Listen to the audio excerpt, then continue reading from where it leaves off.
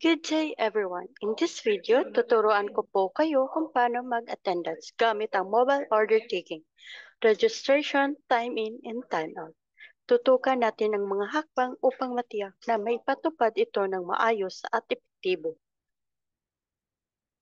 Bago tayo magsimula kung paano ang attendance, sa registration, time in, and time out, talakayin natin kung anong purpose ng attendance para sa mobile order taking.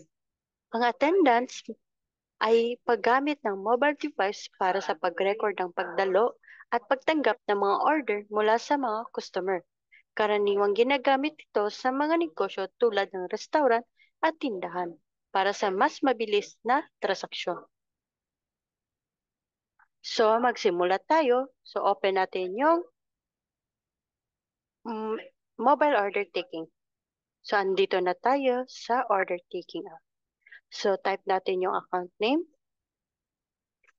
yung login username, at yung password. So, tap natin yung login. So, tap natin yung OK.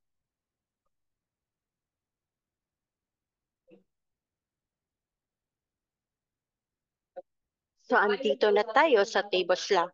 Nakikita nyo yung 3 lines icon. So, tap natin to. So, hanapin natin ang attendance. So, tap natin yung attendance. So, lumalabas na dito yung registration, ay register, time out, at time in. So, mag-enter tayo for register.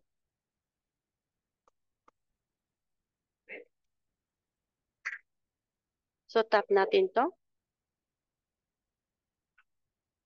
So, tap natin yung check. Hintayin natin yung register. Ito na face registration.